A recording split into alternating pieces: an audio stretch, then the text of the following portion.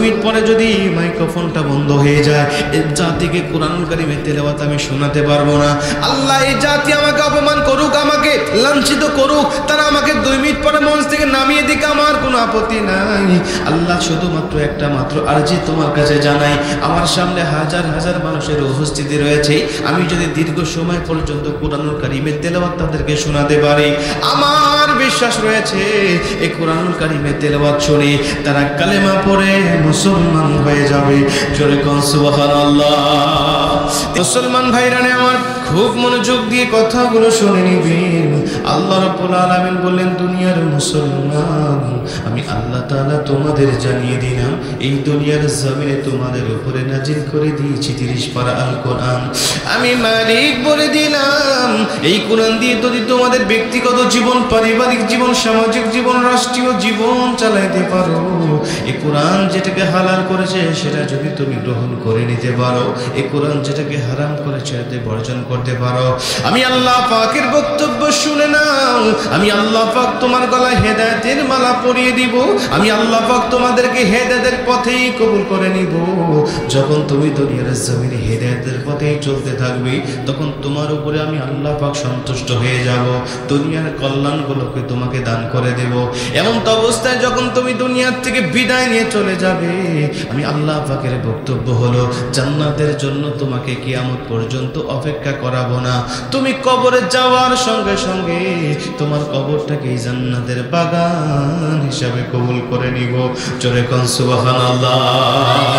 এরে মুসলমান বন্ধু আমার, খুব মনোযোগ দিয়ে কথাগুলো শুনে নেন। আল্লাহর নবী বলেন, যখন মুমিনেরা দুনিয়ার থেকে বিদায় নিয়ে চলে আসে, আল্লাহ পাক তাদের কবরটা জান্নাতের বাগান বানায় দেয়। কিন্তু মুমিনের ঈমানটাকে বিবেচনা করে, মুমিনের ঈমানের কোয়ালিটি বিবেচনা করে, এক এক রকম মুমিনকে কবরের মধ্যে এক এক রকম সার্ভিস দেওয়া হয়। আল্লাহর নবী বলে, কোনো ব্যক্তিকে কবরে যাওয়ার সঙ্গে সঙ্গে 3টা প্রশ্ন করা হয়, প্রশ্নের উত্তরগুলো মুমিন দিয়ে দেয়, এরপরে মুমিনের কবরটা জান্নাতের পরিবেশ করে দিয়ে ফেরেশতারা চলে আসে। নবীজি বলেন, আরেকটু আপডেট মুমিন যারা, আরেকটু আল্লাহ পাকের কাছে ভালো মুমিন যারা, এরা যখন কবরে যাবে, এদের কবরে কোনো প্রশ্ন পর্যন্ত করা হবে না, লা ইউসআল ফি কবরি, কোনো সওয়াল তাদের করা হবে না, ইল্লা ওয়াকাহুল্লাহু ফিতনাতাল কবর, ওদের কবরে কোনো ফিতনা দেওয়া হবে না, ডাইরেক্ট ওদের লাশটা কবরে রাখতে দেরি হবে, আমার আল্লাহ পাক তাদের কবরটা জান্নাত বানাতে দেরি করবে না। চলে কোন সুবহানাল্লাহ। মুমিনের লাশ কবরে রাখার সঙ্গে সঙ্গে নবীজি বলে তাদের কবরটা জান্নাতের বাগান হবে, এবং যারা বিশেষ আমল করে দুনিয়ার থেকে বিদায় নিয়ে চলে আসবে, আল্লাহ নবী বলে তাদের কবরে প্রশ্ন ছাড়া জান্নাত হয়ে যাবে, ফিতনা ছাড়া জান্নাত হয়ে যাবে, কোনো বিভ্রান্ত তাদেরকে করা হবে না। নবীজি বলেন, এরা কারা? শোনো, যারা দুনিয়ার থেকে বিদায় নিয়ে কিছু আমল করে চলে আসবে, এরা এই সমস্ত ফজিলতগুলো পাবে। নবীজি বলে, এমনও কিছু ইমানদার থাকবে যারা কবরের জগতে লাশটা রাখা হবে, আবার ফেরেশতারা যাবে তাদেরকে প্রশ্ন করার জন্য, কিন্তু প্রশ্নের উত্তর তাদের কাছ থেকে নেওয়া হবে না, ওদের জায়গায় অন্য কেউ কবরের প্রশ্নের উত্তরগুলো দিয়ে দিবে। জোরে কোন সুবহানাল্লাহ। নবীজি বলেন যে যখন মাইয়াতকে কবরে রাখা হয়, কিছু মাইয়াতকে প্রশ্ন করা হয় এবং তার উত্তরগুলো দিয়ে দেয়, আবার কিছু মাইয়াত থাকবে প্রশ্ন করা হবে না, ডাইরেক্ট কবরটা জান্নাতের বাগান হবে, আবার কিছু মুমিন থাকবে এদেরকে প্রশ্ন করা হবে কিন্তু উত্তর তাদের কাছ থেকে নেওয়া হবে না, উত্তর ওদের জায়গায়, মুমিনের জায়গায় আল্লাহ অন্য কারো মাধ্যমে উত্তরগুলো দেওয়ার ব্যবস্থা করে দেয়। কেমনে? রাসূল সাল্লাল্লাহু আলাইহি ওয়াসাল্লাম বলেন, এদের মধ্যে এক প্রকার ইমানদার থাকবে যারা কবরে শুয়ে থাকার পরে ফেরেশতারা যাবে তাদেরকে প্রশ্ন করার জন্য। বুখারীর বর্ণনায় আসছে, আব্দু ইদা বুদিয়া ফি কবরি, মাইয়াতকে মাটি দিয়ে যখন তার আত্মীয় স্বজনরা জুতার ফিতার আওয়াজ করতে করতে চলে যায়, ঠিক সেই মুহূর্তে দুজন ফেরেশতা তার কবরে উপস্থিত হয় তাকে প্রশ্ন করার জন্য। কিন্তু কবরে গিয়ে দেখবে, কিছু ব্যক্তির কবরে গিয়ে দেখবে কবরের মধ্যে লাশ নাই, লাশ আর খুঁজে পাওয়া যাচ্ছে না। ফেরেশতারা অবাক, কি ব্যাপার? কিছুক্ষণ আগে ফুলান ইবনে ফুলান অমুকের সন্তান অমুক এই কবরে এসেছে, তার আত্মীয়রা এই কবরে রেখে গেছে, আমরা খবর পেয়ে আসলাম তাদেরকে প্রশ্ন করার জন্য, কিন্তু প্রশ্ন করবো কাকে? তাকে তো খুঁজে পাই না। ফেরেশতারা তন্ন তন্ন করে খুঁজবেন, এপার ওপার করে খুঁজবেন, কিন্তু খুঁজে তাদেরকে পাবেন না। বলতে পারেন, হুজুর 3.5 হাত কবরে এতক্ষণ কেন খুঁজবেন? একবার তাকাইলে তো বোঝা যায় লাশ আছে কিনা আছে। নবীজি বলেন মুমিনের কবর 3.5 হাত থাকে না, মুমিনের দৃষ্টি সীমানা পেরিয়ে আল্লাহ তার কবরটাকে প্রশস্ত করে দেয়। ফেরেশতারা দেখবেন লাশ নাই, গেল কোথায়? কিছুক্ষণ আগে রেখে গেল তার আত্মীয়রা এই কবরের মধ্যে। পাবেন না যখন, তাকিয়ে দেখবেন কবরের একটি কর্নারে একটা সবুজ আকৃতির বিশাল দেহের একটা পাখি এই কবরের মধ্যেই বসে আছে। ফেরেশতারা ওই পাখিকে উদ্দেশ্য করে ডাক দিবেন, পাখি ফুলান ইবনে ফুলান, অমুকের সন্তান অমুক কিছুক্ষণ আগে মারা গিয়েছে, এই কবরে তার আত্মীয়রা দেখে গেছে। আমরা খবর পেয়ে আসলাম তাকে প্রশ্ন করার জন্য, কিন্তু প্রশ্ন করবো কাকে? তাকে তো খুঁজে পাই না। তুমি পাখি, তাকে দেখেছো কি? পাখিটি বলবে, হ্যাঁ আমি তাকে দেখেছি। কোথায় দেখেছো? আরে সে তো আমার ডানার নিচে ঘুমাচ্ছে, আমি তাকে আরামের ঘুম, প্রশান্তির ঘুম পাড়িয়ে রেখেছি। খবরদার তোমরা জোরে কথা বলো না, বান্দার ঘুমের বড় ডিস্টার্ব হবে। আল্লাহ আমাকে তার সিকিউরিটি গার্ড হিসাবে নিযুক্ত করেছে। আমি দুনিয়ার কোনো পাখি নয়, আমি বান্দার স্পেশাল একটা আমল, এই আমলকে আমার আল্লাহ তার সিকিউরিটি গার্ড হিসাবে নিযুক্ত করেছে। আমি কবরে থাকবো, ইসরাফিল আলাইহিস সালাতু ওয়াস সালাম সিংহায় ফুৎকার দিবেন না যতক্ষণ আমি পাখি এই বান্দাকে আমার ডানার নিচে ঘুম পাড়িয়ে রাখবো ততক্ষণ। ফেরেশতারা ডাক দিয়ে বলে, পাখি আমাকে বের করে দাও, আমরা শুধু তাকে প্রশ্ন করব রব সম্বন্ধে, দিন সম্বন্ধে, নবী সম্বন্ধে তার ধারণা কেমন। উত্তরটা যদি পেয়ে যাই আমরা তার কাছ থেকে তাকে ঘুম পাড়ানোর জন্য অনুমতি দিয়ে চলে যাব, কিন্তু উত্তর না দিতে পারলে তো কবরটা জাহান্নামের গর্ত হয়ে যাবে। পাখিটি ডাক দিয়ে বলে, ফেরেশতা তোমরা কি জানো না বান্দা উত্তর দিতে পারবে কি পারবে না? আমি দুনিয়ার সাধারণ কোনো পাখি নয়, বান্দার স্পেশাল একটা আমলকে আমার আল্লাহ পাখির আকৃতি ধারণ করে এই কবরের জগতে পাঠিয়ে দিয়ে। আমি কবরে, হাসরে, মিজানে, ফুলসিরাতে প্রত্যেকটা ধাপ পার করাইয়া আমার আল্লাহ পাকের দৃষ্টি পৃথিবীর সমান একটি করে জান্নাত তাকে দিবে না যতক্ষণ আমি পাখি এই বান্দার পিছন থেকে সরে যাব না ততক্ষণ। জোরে কোন সুবহানাল্লাহ। আমি তাকে 10টা পৃথিবীর সমান একটি করে জান্নাত পাওয়ানোর আগ পর্যন্ত এখান থেকে সরে যাব না। তখন ফেরেশতারা ডাক দিয়ে বলে, দেখো আমরা তাকে প্রশ্ন করব, তুমি তাকে সাথী হিসাবে পাহারা দাও, কোনো সমস্যা নেই। আমরা কি তাকে প্রশ্ন করতে পারবো না? পাখিটি বলবে, দেখো প্রশ্ন করতে নিষেধ নাই, তোমরা প্রশ্ন করো, কিন্তু উত্তর বান্দার কাছ থেকে পাবে না, উত্তর ওই বান্দার পক্ষ থেকে আমি পাখি উত্তরটা দিয়ে দিব। সূরা মুলকের তাফসীর পড়লে অবাক হয়ে যাবেন।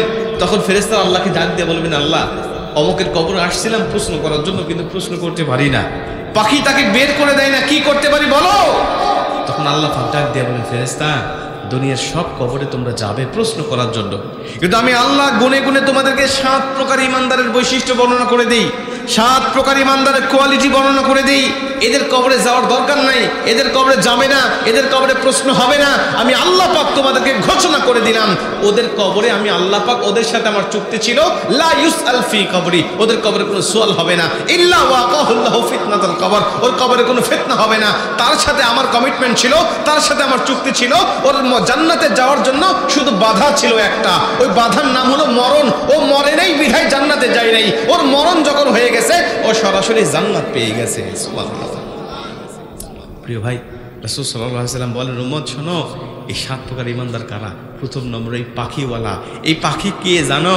এটা দুনিয়ার একটা আমল। বান্দা প্রতিদিন ইশারার নামাজের পরে একবার করে সূরাতুল মুলক তেলাওয়াত করেছে। এই সূরা মুলকটাকে আল্লাহ পাক পাখির আকৃতি ধারণ করে কবরে তার সাথী হিসাবে লাগায়া দেয়। কবরে, হাসরে, মিজানে, ফুলসিরাতে প্রত্যেকটা জায়গায় এই সূরা মুলক তাকে বিপদ আপদ বালা মুসিবত থেকে হেফাজত করে জান্নাত পর্যন্ত তার সাথেই থাকবে। জোরে কোন সুবহানাল্লাহ। আমরা এই আমলটা করতে পারি না সকলেই। সূরা মুলক আমরা মাত্র 30টা আয়াত বিশিষ্ট একটি সূরা, আমরা নিয়ত করলে আমরা প্রতিদিন একটা এই সূরাটা আমরা কিন্তু পড়তে পারবো। আমরা প্রতিদিন একটা করে আয়াত মুখস্থ করলেও পুরা 1 মাসের মধ্যে আমাদের সূরা মুলক মুখস্থ হয়ে যাবে। আপনি যখন এই আমলটা করবেন কবরে যাওয়ার পরে এই ফলাফলটা নিজের চোখে দেখে আপনি সন্তুষ্ট হয়ে যাবেন। আল্লাহ আমাদের আমলটাকে সহজ করে দিন, জোরে করে আমিন। তাহলে এই একটা আমল গেল। 2 নম্বরে নবীজি সাল্লাল্লাহু আলাইহি ওয়াসাল্লাম বলেন, পুরা সূরা নয়, মাত্র একটা আয়াত যদি কোনো ব্যক্তি প্রতিদিন একবার করে আমল করতে পারে, আমার আল্লাহ রাব্বুল আলামিন, এই মাইক এত রূপ ধারণ করতেছে কেন? একবার এক এক রকম হচ্ছে কেন? এমনিতেই ফাটা ফাটা লাগতেছে কণ্ঠ, একবার ফেটে গেছে কণ্ঠ। আমি কিছু বলিনি, আপনারা বারবার চেঞ্জ করতেছেন কেন? সময় কম, যেমনি আছে এরকম রেখে দেন ভাই। আমি কিছু বলতেছি না আপনাদেরকে, এমনি রেখে দেন। এখন যা হয়েছে এটা তো আর বলা যাবে না, বললেও ঠিক করতে পারবেন না, আরো সমস্যা হবে। এদিকে লক্ষ্য করেন, রাসূল সাল্লাল্লাহু আলাইহি ওয়াসাল্লাম বলেন, যখন প্রতিদিন একটা মাত্র আয়াত তেলাওয়াত করে কোনো ব্যক্তি দুনিয়া থেকে বিদায় নিয়ে চলে যাবে, আমার আল্লাহ রাব্বুল আলামিন তার সাথে কমিটমেন্ট হলো ওর জান্নাতে যাওয়ার জন্য বাধা একটা, ওই বাধার নাম হলো মরণ। ও মরবে না যতক্ষণ জান্নাতে যাবে না ততক্ষণ, ও মরলেই সরাসরি জান্নাতে চলে যাবে।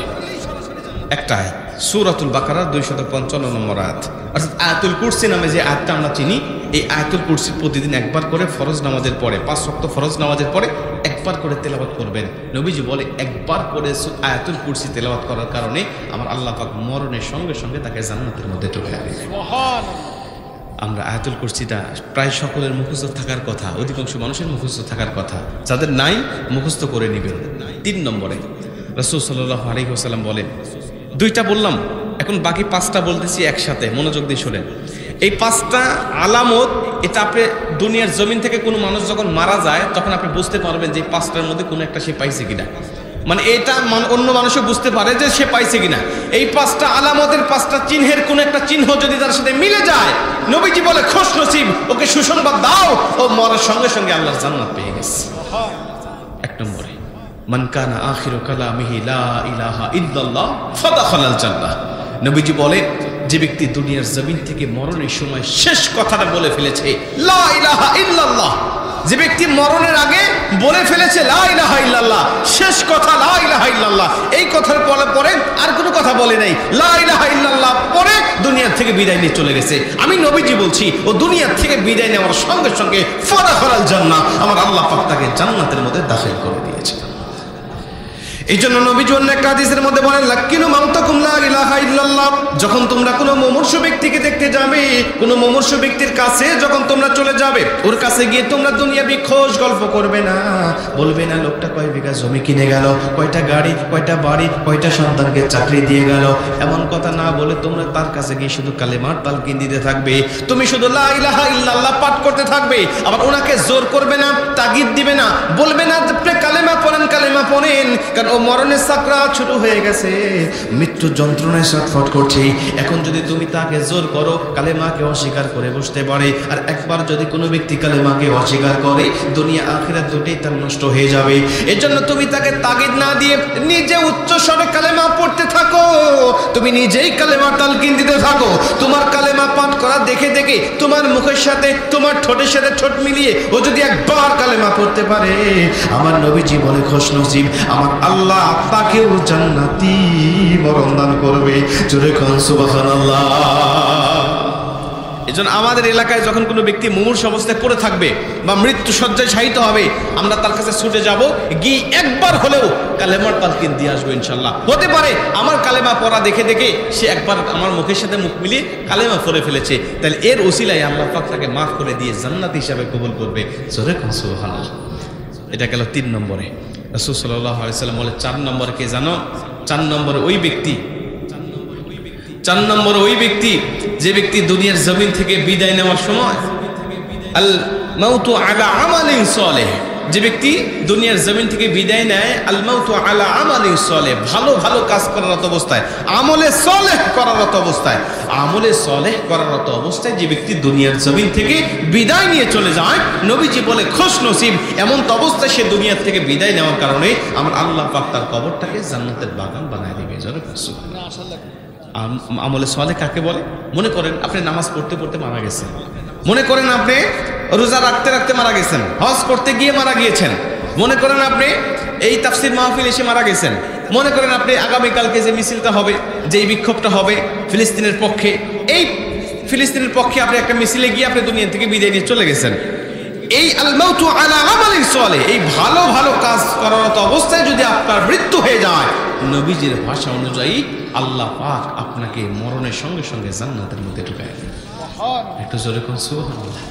কিন্তু যদি হয় উল্টা, নবীজি বলে যদি হয় উল্টা, তুমি বদ আমল করতে করতে মারা গেছো, বদ আমল করতে করতে তোমার মৃত্যু হয়ে গেছে, গান শুনতে শুনতে তোমার মৃত্যু হয়ে গেছে, তোমার কবিরা গুনাহ করার অবস্থায় তোমার মৃত্যু হয়ে গেছে, নবীজি সাল্লাল্লাহু আলাইহি ওয়াসাল্লাম বলেন এই কবিরা গুনাহ করার অবস্থায় দুনিয়ার জমিন থেকে বিদায় নেওয়ার কারণে তুমি মরণের সঙ্গে সঙ্গে জাহান্নাম পেয়ে যাবে। জোরে করুন নাউযুবিল্লাহ। গান শোনা হালাল না হারাম? কি আসতে বলতেছেন? গান শুনুন খুব বেশি মনে হচ্ছে। গান শোনা হালাল না হারাম? হারাম। আমাদের মধ্যে অনেক যুবক আছে গান শুনতে শুনতে রাত্রিবেলায় ঘুমিয়ে যায়, গান না শুনলে ঘুম ধরে না, আছে না? নাই? আপনাদের এলাকার যুবকেরা ইচ্ছা করলে কিন্তু এখানে একটা গানের আয়োজন করতে পারতো, কিন্তু ওরা সেটা না করে একটা তাফসির মাহফিলের আয়োজন করেছেন, কোরআন শোনানোর একটা ব্যবস্থা করেছেন, হাদিস শোনানোর একটা ব্যবস্থা করেছেন। গান শোনা কবিরা গুনাহ, এটা শুনতে শুনতে কোনো ব্যক্তি ঘুমিয়ে গেল এবং সে ব্যক্তির ঘুমের ঘরে মৃত্যু হয়ে গেল, নবীজের ভাষা অনুযায়ী ওই ব্যক্তি জাহান্নামে মরণ পেয়ে গেল। জোরে কোন নাউজুবিল্লাহ। আপনি গান না শুনে যখন কোরআন শুনবেন, কোরআন শুনলে আপনার ঈমান বাড়বে। কোরআন যিনি করে ওনার যেমন ঈমান বাড়ে, কোরআন তেলাওয়াত যিনি শোনে ওনার ঠিক একই তালে ঈমানটাকে আল্লাহ পাক বাড়িয়ে দেয়। জোরে কোন সুবহানাল্লাহ। আবার কোরআন তেলাওয়াত যিনি করে ওনার যেমন সওয়াব হয়, কোরআন তেলাওয়াত যিনি শোনে ওনারও একই রকম সওয়াব হয়। জোরে কোন সুবহানাল্লাহ। আজকে আপনাদেরকে একটা তথ্য দেই, শুনেন। গোটা বিশ্বে, গোটা পৃথিবীতে আজকে হাজার হাজার মানুষ কালেমা পড়ে মুসলমান হচ্ছে। কেউ মুসলমান হচ্ছে কুরআনুল কারীম গবেষণা করে, কেউ মুসলমান হচ্ছে কুরআনুল কারীমের ব্যাখ্যা পড়ে, কেউ মুসলমান হচ্ছে ইসলামের আদর্শ দেখে, কেউ মুসলমান হচ্ছে মুসলমানদের ইবাদত দেখে, আবার কেউ মুসলমান হচ্ছে শুধুমাত্র কুরআনুল কারীমের তেলাওয়াত শুনে। কোরআন তেলাওয়াত শুনলে মুমিনের ঈমান বাড়ে, কোরআন তেলাওয়াত শুনলে যারা বেঈমান তাদেরকে আল্লাহ পাক নতুন করে ঈমানের নূর অন্তরের মধ্যে ঢুকায় দেয়। জোরে সুবহানাল্লাহ।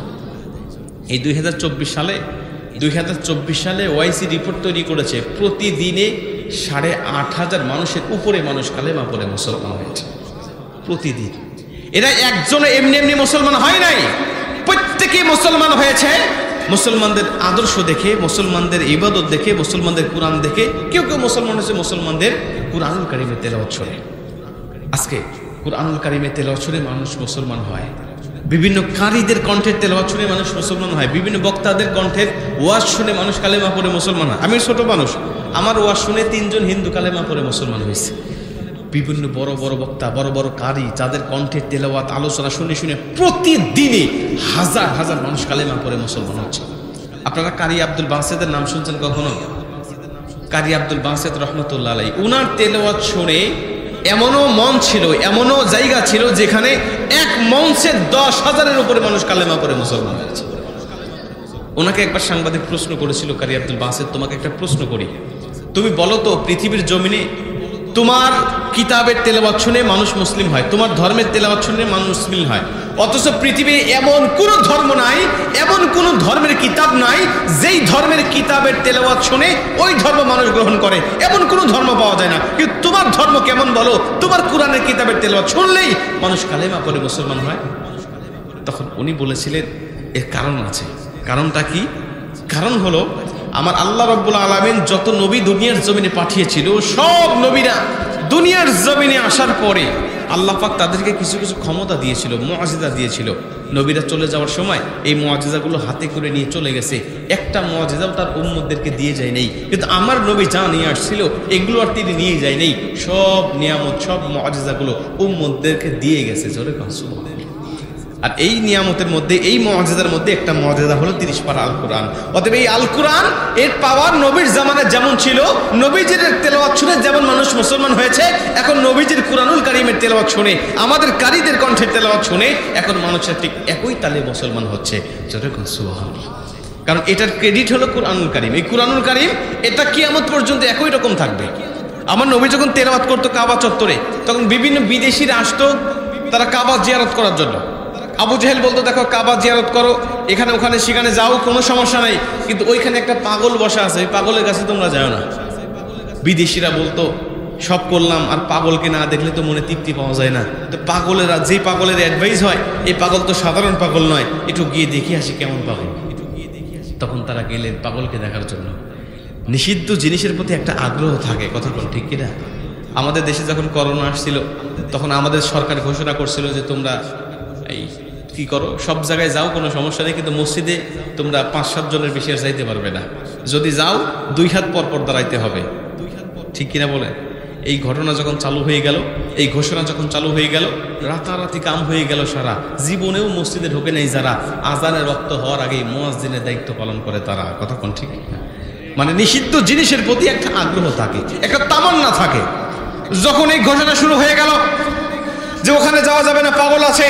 সবাই সেদিকে যেতে লাগলো, গিয়ে দেখে এটা তো সাধারণ পাগল হতে পারে না, যার পোশাক এত সুন্দর, যার চেহারা এত সুন্দর, যার কণ্ঠ এত সুন্দর, যার কথা এত সুন্দর, না জানি তার ধর্ম কত সুন্দর। নিঃসন্দেহে তাকে যারা পাগল বলছে তারাই পাগল। পাপ দাদা ধর্ম ছেড়ে দিলাম, এই সুন্দর মানুষের, সুন্দর কথাওয়ালা ব্যক্তির সুন্দর ধর্ম গ্রহণ করে কালেমা পড়ে মুসলমান হয়ে যায়। মুসলমান ভাইরা আমার, এভাবে গোটা বিশ্বের জমিনে মানুষের কালেমা পড়ে পড়ে মুসলমান হচ্ছে আজও। এই কুরআনুল কারীমে তেলাওয়াত শুনে কারি আব্দুল বাসিত রাহমাতুল্লাহ আলাইহি তখন সাংবাদিকরা প্রশ্ন করেছিল, কারি আব্দুল বাসিত, তোমাকে একটা প্রশ্ন করতে চাই, তুমি বলো, তুমি আমাদেরকে কোরআনের একটা মুআজিজা দেখাও তো দেখি, যেই মুআজিজা দেখে আমরাও কোরআনকে বিশ্বাস করে নিব। কারি আব্দুল বাসিত রাহমাতুল্লাহ আলাইহি বলে, তাহলে তোমরা যদি কুরআনুল কারীমের মুআজিজা দেখতে চাও তাহলে তোমাদেরকে একটা মুআজিজা দেখাতে পারি, যেই মুআজিজা দেখে আমার হাতে হাত থেকে আমার একটা তেলাওয়াত শুনে একদিনই 10,000 মানুষ কালেমা পড়ে মুসলমান হয়েছিল। জোরে কোন সুবহানাল্লাহ। সাংবাদিকরা অবাক হয়ে গেলেন, তাহলে তো ওটা দেখতে হয়, কিভাবে তোমার হাতে একদিনই 10,000 মানুষ কালেমা পড়ে মুসলমান হলো? কারি আব্দুল বাসিত ডাক দেয়া বলেন, সাংবাদিক, তাহলে সেটা কেমনে হলো তোমাদেরকে বলি, শোনো। আমাকে মিশরের প্রেসিডেন্ট জামাল আবদেল নাসের আমাকে রাশিয়ার জমিনে পাঠিয়েছিল কুরআনুল কারীমের তেলাওয়াত করার জন্য। আমাকে যখন প্রস্তাব দেওয়া হলো, আমি বলেছিলাম সেখানে যাব না, কেননা সেখানে কোনো মুসলমানের অস্তিত্ব নাই। আমি মুসলমান তেলাওয়াত করব সৌদি আরবে, আমি তেলাওয়াত করব মালয়েশিয়া, পাকিস্তানে, বাংলাদেশে, ইন্দোনেশিয়ায়, যেখানে লক্ষ লক্ষ মুসলমান থাকবে। আমার তেলাওয়াত শুনে তাদের ঈমানটা বেড়ে যাবে। কিন্তু রাশিয়ার জমিনে কোনো মুসলমানের অস্তিত্ব নাই, আমার তেলাওয়াত কে শুনবে আর কার ঈমানটা বেড়ে যাবে?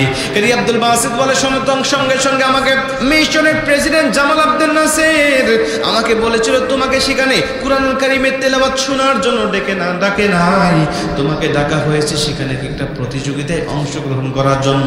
সেখানে সব ধর্ম থাকবে, সব ধর্মের পণ্ডিতরা থাকবে, সব ধর্মের কিতাব থেকে তেলাওয়াত করে করে সেখানে শোনানো হবে। আর বিজ্ঞ অভিজ্ঞ বিচারক মণ্ডলীরা থাকবে, তারা বিচার করবে কোন ধর্মের কিতাবটা সুন্দর শোনা যায়, কোন ধর্মের কিতাবটা আসমানি কিতাব বলে মনে হয়।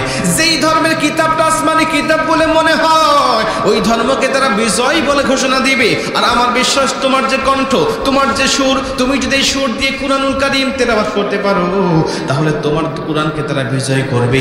আর তোমার কোরআন যখন বিজয় হয়ে যাবে, তোমার ধর্ম ইসলাম বিজয় হয়ে যাবে। আর তুমি যদি কুরআনুল কারীমকে বিজয় করে, ইসলাম ধর্মকে বিজয় করে আমার মিশরে ফেরত আসতে পারো, কথা দিলাম তোমাকে সর্বোচ্চ সম্মান দিয়ে মিশরে বরণ করে নিব। জোরে কোন সুবহানাল্লাহ। তোমাকে সর্বোচ্চ সম্মান দেওয়া হবে যদি তুমি কুরআনুল কারীম তেলাওয়াত করে বিজয় হতে পারো।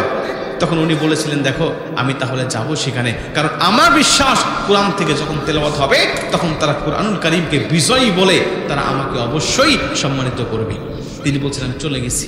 যাওয়ার পরে তাকিয়ে দেখি হাজার হাজার মানুষের সমাগম, হাজার হাজার মানুষের উপস্থিতি সেখানে। আমি সেখানে যাওয়ার পরে খুশি হয়ে গেলাম, এত মানুষের উপস্থিতি এখানে, না জানি তারা আমার কোরআনের তেলাওয়াত শুনে আমাকে বিজয় বলে ঘোষণা দিবে, আমার ইসলাম ধর্মের পক্ষে তারা কথা বলবে। কিন্তু আমার মনটা খারাপ হয়ে গেল। তখন আমাকে ঘরের মধ্যে বসতে দিয়েছে, যখন আমি ঘরের মধ্যে যাওয়ার পরে তাকিয়ে দেখি সেখানে শত শত মানুষ সেখানে বসা, সেখানে শত শত পণ্ডিতরা বসা, যারা তাদের ধর্ম থেকে তেলাওয়াত করার জন্য এসেছে। আমি সেখানে যাওয়ার পরে তাদের সাথে পরিচিত হচ্ছিলাম। তারা আমার পরিচয় পাওয়ার পরে আমাকে ডাক দিয়ে কয়, রে কারি আব্দুল বাসিত, রে কারি আব্দুল বাসিত, তোমার ধর্ম কি ইসলাম? বলে, হ্যাঁ আমার ধর্ম ইসলাম। তিনি বলছেন, তোমার ধর্ম ইসলাম। যখন আমি বলেছি যে আমার ধর্ম ইসলাম, আমার পরিচয় পাওয়ার পরে আমাকে দিকে সবাই নাক ছিটকানো শুরু করেছে, অপমান করে কথা বলা শুরু করেছে। আমার অপরাধ একটা, আমি হলাম মুসলমান। আমি মুসলমান বিধায় আমাকে নিয়ে তারা অপমান করছে। আজকে ফিলিস্তিনি মুসলমানের অপরাধ কি? আজকে গাজার মুসলমানের অপরাধ কি? অপরাধ শুধু একটাই, তারা হলো মুসলমান। নবীজি বলেন, শেষ জামানায় মানুষ নিজে হত্যা হবে, নিজেকে কতল করে ফেলবে, কিন্তু যাকে কতল করা হবে সে বুঝবেই না যে কোন কারণে তাকে দুনিয়া থেকে বিদায় করা হচ্ছে। আজকে দেখেন, আজকে ফিলিস্তিন সহ বাংলাদেশ সহ বিভিন্ন জায়গায় মুসলমানদেরকে, এমনও মুসলমানদেরকে মারা হয়েছে, এমনও মুসলমানদেরকে মারা হচ্ছে যারা নিজেরাই জানে না যে তাকে কোন অপরাধে দুনিয়া থেকে বিদায় করা হচ্ছে। এদের মধ্যে ম্যাক্সিমাম অপরাধ শুধু একটাই, সে হলো মুসলমান। কারি আব্দুল বাসিত বলে, মুসলমান হওয়ার কারণে তারা আমাকে দেখে নাকশিদ কাজকে অপমান করে কথা বলছে। আমি বুঝতে পারলাম আমার অপরাধ শুধু একটা, আমি হলাম মুসলমান। তবে আমাকে তারা যেভাবে নাকশিদ কাজছে অপমান করে কথা বলছে, তাতে মনে হয় না তারা আমাকে বিজয়ী করবে। তিনি বলছেন, আমি আল্লাহ পাকের কাছে তখন বিচার দিলাম, আল্লাহ কোরআন নাজিল করেছো তুমি, হেফাজতের দায়িত্ব রেখে দিয়েছো তুমি। তুমি যদি চাও কোরআনের মানকে উঁচা করতে, দুনিয়ার কোনো কাফের মুশরিক রাম বাম ইহুদির বাবারও পক্ষে ক্ষমতা নাই এই কোরআনের মানকে খাটো করে দিতে। তিনি বলছেন, তখন আমি আল্লাহ পাকের কাছে বিচারটা দিয়ে আমি অপেক্ষা করছিলাম। হঠাৎ লক্ষ্য করে তাকিয়ে দেখি মঞ্চ থেকে পরিচালক মণ্ডলী ঘোষণা করে দিচ্ছে, এখন আমাদের মূল আয়োজন শুরু হবে। সব ধর্মের পণ্ডিতরা উপস্থিত হয়েছে, সব ধর্মের কিতাব থেকে আমরা তেলাওয়াত শুনবো। তবে সবাইকে একই রকম সময় দিতে পারবো না, ধর্মের গুরুত্ব বিবেচনা করে এক এক ধর্মকে আমরা এক এক রকম সময় দেব। তিনি বলছেন, আমাদের ধর্মে সবচেয়ে গুরুত্ব দেই যেই ধর্মকে, সেটা হলো খ্রিস্টান। আমরা খ্রিস্টানদের ধর্ম থেকে, বাইবেল থেকে তেলাওয়াত শুনবো 10 মিনিট পর্যন্ত। আমরা ইহুদিদের কিতাব থেকে তেলাওয়াত শুনবো, আমরা বৌদ্ধদের ধর্ম থেকে তেলাওয়াত শুনবো, আমরা হিন্দুদের ধর্ম থেকে তেলাওয়াত শুনবো। সব ধর্মের টাইমগুলো বন্টন হচ্ছে, কাউকে 5 মিনিট, কাউকে 7 মিনিট, কাউকে 8 মিনিট, কাউকে 10 মিনিট করে। কারি আব্দুল বাসিত বলছিল, আমার তেলাওয়াত করার জন্য তারা হয়তো আমাকে একটু বেশি সময় দিবে, এই আশা আমার ছিল। আমি ভেবেছিলাম তারা আমাকে বেশি সময় দিবে। কেন? আমি লম্বা লম্বা নিঃশ্বাস নিয়ে নিয়ে তেলাওয়াত করি, আমার সময়টা একটু বেশি লাগে, এর জন্য আমি ভাবলাম আমাকে একটু বেশি সময় দিবে। কিন্তু না, আমার মনটা খারাপ হয়ে গেল যখন শুনলাম আমার বেলায় সর্বশেষে এসে আমার নামটা উচ্চারণ করা হলো। তবে উচ্চারণের ধারাটাই ছিল ব্যতিক্রম। বলা হচ্ছে মুসলমানের পক্ষ থেকেও পণ্ডিত এসেছে, নামকারী আব্দুল বাসিত, কিতাবের নাম আল কোরআন, বাড়ি মিশর, তাকেও সময় দিতে হবে। কিন্তু মহামূল্যবান সময় তার পিছনে আমরা নষ্ট করতে চাই না। সময় দেব ঠিক, কিন্তু বেশি নয়, মাত্র 2 মিনিট। কারি আব্দুল বাসিত বলছে, যখন 2 মিনিটের সময় আমাকে দিয়েছে তখন আমার হৃদয়টা ভেঙ্গে চৌচির হয়ে গিয়েছে। হারে, এক নিঃশ্বাসেই তো আমি 2 মিনিটের উপরে তেলাওয়াত করতে পারি, তাহলে কি আমাকে এক নিঃশ্বাস পর্যন্ত সময় তারা দিবে না? এই চিন্তা চেতনা করে আমি নিজেকে যখন অপরাধী মনে করতেছিলাম, নিজেকে যখন বলতেছিলাম কেমনে আমি বিজয় করব এই কুরআনুল কারীমকে, তখন আমি আল্লাহর কাছে ফরিয়াদ করলাম, আল্লাহ তুমি কোরআন নাজিল করেছো, হেফাজতের দায়িত্ব তুমি রেখে দিয়েছো। আল্লাহ তুমি যদি চাও কোরআনের মান কোসা করতে, এই নাস্তিক মোরতাদ ইহুদিদের দোসরেরা পারবে না এই কোরআনের মানকে খাটো করতে। এই বলে তিনি বলে আমি সেজদায় পড়ে গেলাম। সেজদায় পড়ে গিয়ে আল্লাহ পাকের কাছে কান্নাকাটি শুরু করে দিলাম। তিনি বলছে, আল্লাহ পাকের কাছে আমি কাঁদতেছিলাম, আল্লাহ তুমি কোরআনকে বিজয় করো, ইসলামকে বিজয় করো, তুমি আমাকে বিজয় করো। এই বলে বলে তিনি যখন কান্নাকাটি শুরু করে দিলেন, কারি আব্দুল বাসিত বলে, দোয়া কবুলের যত শর্ত আছে সব শর্তগুলো মেনে মেনে আমি আল্লাহ পাকের কাছে দোয়া করতেছিলাম। আমি শর্তগুলো কি মানতেছিলাম? পবিত্র কুরআনুল কারীমের মধ্যে আল্লাহ পাক সূরা আরাফের মধ্যে ডাক দিয়ে কয়, ওয়ালিল্লাহিল আসমাউল হুসনা ফাদউহু বিহা। রে পৃথিবীর মানুষেরা, তোমরা যখন দুনিয়ার জমিনে আমি আল্লাহ পাকের কাছে কোনো কিছু চাইবে, কেমনে চাইলে আমি আল্লাহ তোমার দোয়াটা কবুল করব? আমি আল্লাহ পাক তোমাকে ফর্মুলা শেখাই। তিনি বলে, আল্লাহ পাকের কাছে আমি ফর্মুলা শেখার জন্য যখন কুরআনুল কারীমের আয়াতের দিকে লক্ষ্য করলাম, আমার আল্লাহ পাক ডাক দিয়ে কয়, ওয়ালিল্লাহিল আসমাউল হুসনা ফাদউহু বিহা। রে পৃথিবীর মানুষেরা, আমি আল্লাহ পাক তোমাকে বলে দিলাম, আমি আল্লাহ পাকের বিভিন্ন নাম রয়েছে, আসমাউল হুসনা, সুন্দর সুন্দর নাম। হাদিসের মধ্যে বর্ণনা হয়েছে 99টা। আল্লাহ পাক বলে, এই নামগুলো ধরে ধরে যখন তুমি আমি আল্লাহ পাকের কাছে কিছু চাইবে, আমি আল্লাহ পাকের কাছে দোয়া করবে, তোমার দোয়াটা যত কঠিন হোক না কেন, তোমার দোয়াটা যত বড় হোক না কেন, আমি আল্লাহ পাক মুহূর্তের মধ্যেই তোমার দোয়াটাকে কবুল করে নেই। জোরে কোন সুবহানাল্লাহ। তিনি বলছেন, আমি আল্লাহ পাকের নামগুলো ধরে ধরে দোয়া করা শুরু করে দিলাম। কোনটা ইসমে আজম আর কোনটা ইসমে আজম নয় আমি সেদিকে লক্ষ্য না করে একেবারে 99টা নাম ধরে দোয়া করা শুরু করেছি। আমি আল্লাহকে বলতেছিলাম, আমার আল্লাহ তুমি তো সেই আল্লাহ, যিনি হুয়াল্লাহুল্লাযী লা ইলাহা ইল্লাহু আর রহমানুর রহিমুল মালিকুল কুদ্দুসুস সালাম আল মুমিনুল মুহাইমিনুল আজিজুল জব্বারুল মুতাকাব্বির আল খালিকুল বারিকুল মুসাব্বিরুল গফফারুল কাহ্হারুল ওয়াহাবুর রাজ্জাকুল ফাত্তাহুল আলিমুল القبيض الباسط الخافض الرافع المعز المجل السميع البصير الحكيم الحكم العدل اللطيف الخبير الحليم العظيم الغفور الشكور العلي الكبير الحفيظ المقيت الحسيب الجليل الكريم الرقيب المجيب الواسي الحكيم الودود المجيد الباعث الشهيد الحق الوكيل القوي المتين الولي الحميد المحسن المبدئ المعيد المحيي المميت الحي القيوم الوجيد المجيد الواحد الاحد الصمد القادر المقتدر المقدم المؤخر الاول والاخر والظاهر والباطن الولي المتعالي البر التواب المنتقم العفو الرؤوف المالك الملك الجلال والاكرام المقسط المغني المانع الضر النافع والنور الهادي البادئ الباقي الوارث الرشيد الصبر জোরে বল আল্লাহু আকবার। কারি আব্দুল বাসিত বলে আল্লাহ পাক এই 99টা নাম ধরে যখন দোয়া করা শুরু করেছি আমার আল্লাহ পাক আমার দোয়াটা কেমনে কবুল করে নিয়েছে তোমরা শোনো। আমি লক্ষ্য করে তাকিয়ে দেখি সব ধর্মে চলে গিয়েছি। আমাকে ডাক দেয়া বলেন রে কারি আব্দুল বাসিত আমরা তোমার জন্য 2 মিনিট সময় বরাদ্দ করেছি, এই 2 মিনিটের মধ্যেই তোমার তেলাওয়াতটা শেষ করতে হবে। তবে 2 মিনিটের মধ্যে যদি তেলাওয়াত শেষ না হয় আমরা তোমাকে একটা সিগন্যাল দেব, সিগন্যাল পাওয়ার পরেও যদি বন্ধ না হয় মাইক্রোফোন বন্ধ করে দিব। মাইক্রোফোন বন্ধ হলে তোমার তেলাওয়াত কেউ শুনতে পাবে না। কারি আব্দুল বাসিত আল্লাহকে ডাক দেখা মালিক ও আমার আল্লাহ 2 মিনিট পরে যদি মাইক্রোফোনটা বন্ধ হয়ে যায় এই জাতিকে কোরআনুল কারীমের তেলাওয়াত আমি শোনাতে পারবো না। আল্লাহ এই জাতি আমাকে অপমান করুক, আমাকে লাঞ্ছিত করুক, তারা আমাকে 2 মিনিট পরে মঞ্চ থেকে নামিয়ে দিক, আমার কোনো আপত্তি নাই। আল্লাহ শুধুমাত্র একটা মাত্র আরজি তোমার কাছে জানাই, আমার সামনে হাজার হাজার মানুষের উপস্থিতি রয়েছে, আমি যদি দীর্ঘ সময় পর্যন্ত কোরআনুল কারীমের তেলাওয়াত তাদেরকে শোনাতে পারি আমার বিশ্বাস রয়েছে এই কোরআনুল কারীমের তেলাওয়াত শুনে তারা কালেমা পড়ে মুসলমান হয়ে যাবে। জোরে কোন সুবহানাল্লাহ।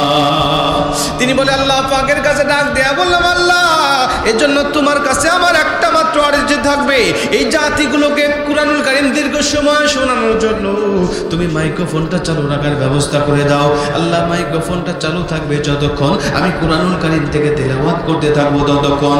তিনি বলে আল্লাহ পাকের কাছে বিচার দিয়ে আমি তেলাওয়াতটা শুরু করলাম। আমাকে 2 মিনিট সময় দেওয়া হলো।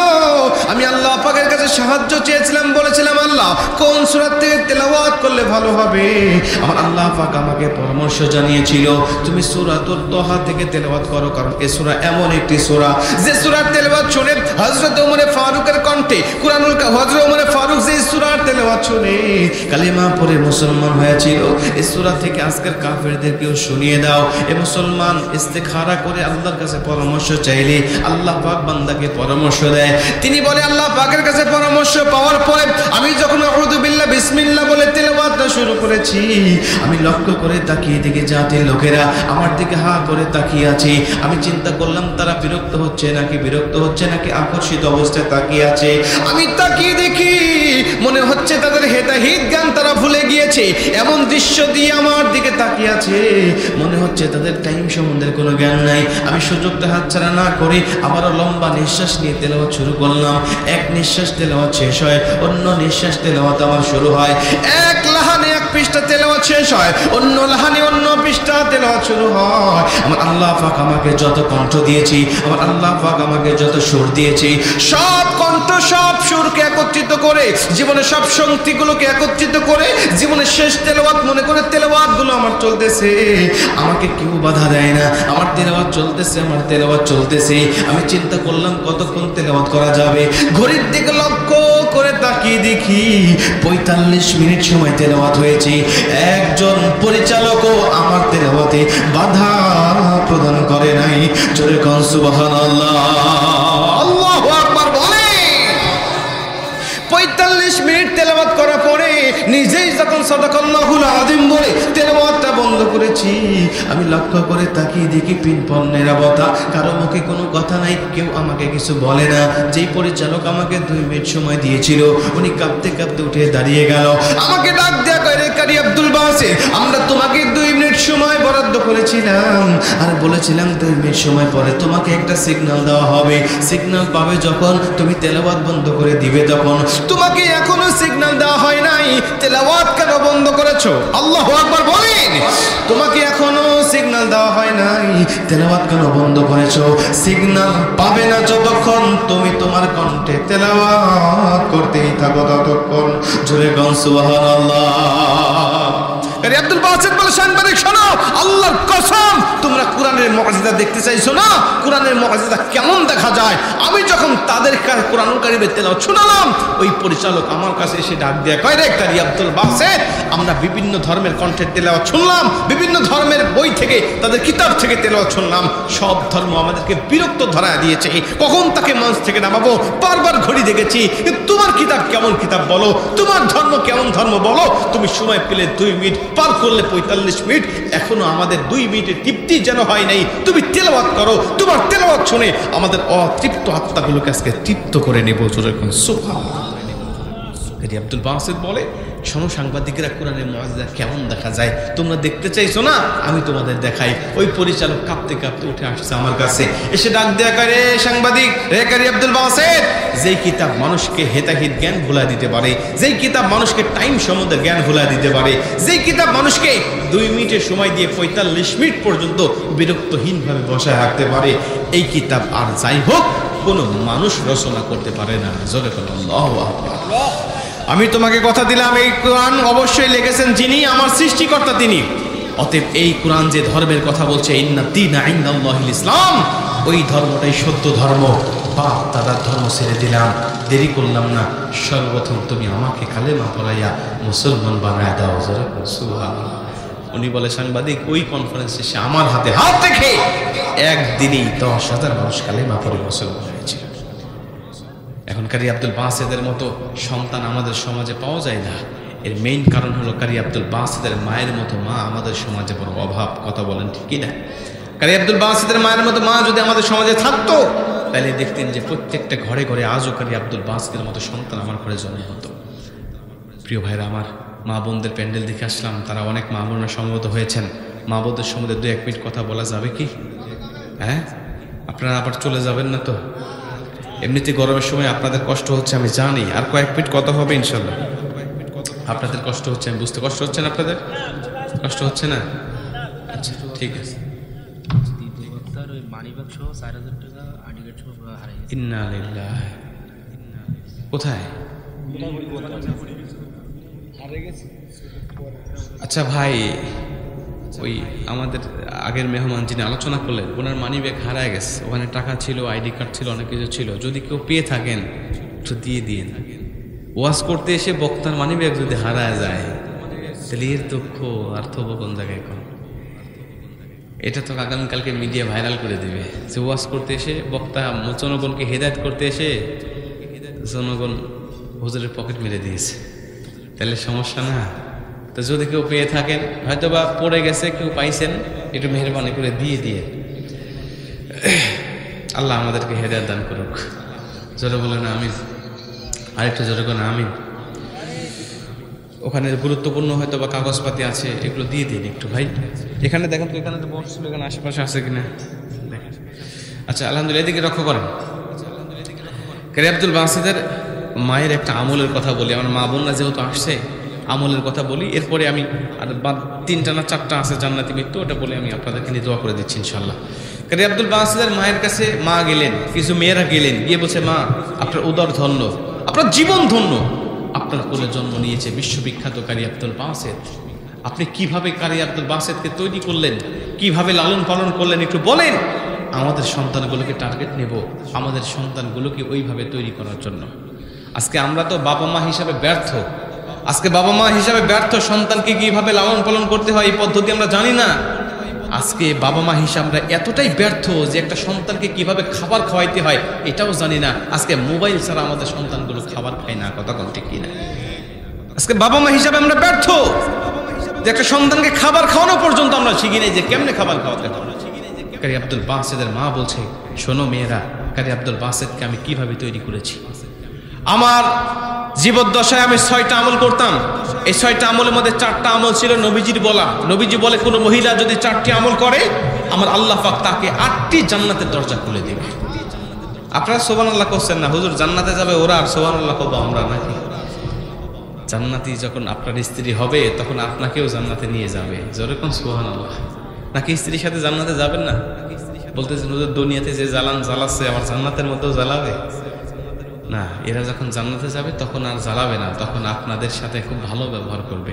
নবীজি বলে জান্নাতের মধ্যে স্ত্রীরা এত অনুগত হবে, এতটাই স্বামীভক্ত হবে যে তার সামনে হাজার হাজার জান্নাতীরা ঘুরে বেড়াবে, কিন্তু এই জান্নাতি যুবকদেরকে ওই স্ত্রী চোখের একটা কর্নার দিয়েও তাদের দিকে তাকিয়ে দেখবে না। সুবহানাল্লাহ। শুধু আপনার খেদমত দিয়েই ব্যস্ত থাকবে। আর আপনার স্ত্রীর প্রতি আপনার এতটা আকর্ষণ হবে, এতটাই আকর্ষণ হবে, কেন হবে? তার চেহারা দেখে। নবীজি বলে জান্নাতের মধ্যে স্ত্রীকে যখন সুসজ্জিত করে স্বামীকে ওই জান্নাতের মধ্যে ঢুকানো হবে, তখন স্বামী তার স্ত্রীকে প্রথম দেখে প্রথম পলকেই 40 বছর পার করে ফেলবে, তার স্বামীর তার স্ত্রীর রূপ, লাবণ্য আর যৌবন, চেহারা আর সুরত দেখে শেষ করতে পারবে না। এখন বলেন, স্ত্রীর সাথে জান্নাতে থাকতে চান কিনা? জোরে কোন থাকতে চান না কিনা? যদি থাকতে চান তাহলে স্বামী স্ত্রী উভয় মিলেই শরীয়তের হুকুমগুলো মানতে হবে সংসারের ভিতরে। শুধু স্বামী একা নামাজ পড়বেন, স্ত্রীকে বলবেন না, বিষয়টা এমন নয়। শুধু স্ত্রী একা পড়বে, স্বামী পড়বে না, বিষয়টা এমন নয়। স্বামী স্ত্রী দুজনে মিলেই অক্ত হয়ে গেলে স্ত্রী নামাজ পড়া শুরু করে বাড়িতে স্বামীকে মসজিদে পাঠায় দিবে, তাহাজ্জুদের রক্তে উঠবে, নামাজ পড়বে। যেই ঘরে স্বামী স্ত্রী উভয় মিলে আল্লাহর শরীয়তের হুকুমগুলো পালন করে, ওই ঘরে সর্বসময় আল্লাহ পাকের রহমত বর্ষিত হতেই থাকে। জোরে কোন সুবহানাল্লাহ। যেই স্ত্রী মাগরিবের পরে যেই ঘরে সূরাতুল ওয়াকিয়া তেলাওয়াত করে, ওই ঘরের মানুষগুলোকে সামান্য লবণ, পেঁয়াজ আর মরিচের জন্য হলে অন্য মানুষের কাছে ধর্ণা দিতে হয় না, আল্লাহ তাদেরকে গায়বী ভাবে রিজিকের ফয়সালা করে। জোরে কোন সুবহানাল্লাহ। আমরা এগুলো জানি না, এগুলো বুঝি না, এগুলো এই আমলগুলো আমরা করি না।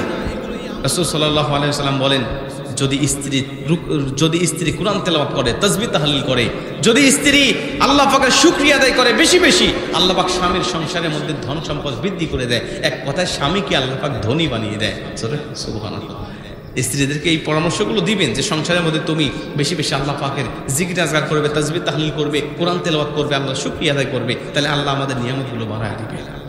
কারি আব্দুল বাসিতের মা বলে, আমি 4টি আমল করতাম আর অতিরিক্ত 2টি আমল, এই মোট 6টি আমল।